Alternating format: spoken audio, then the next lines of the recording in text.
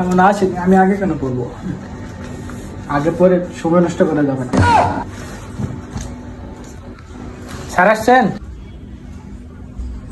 করতেছস?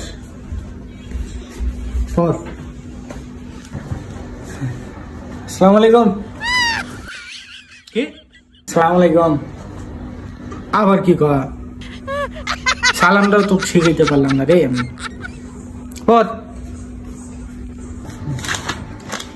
তো স্যার আপনার লাঠি কই? ভুলে গেছি। আসলি আজকে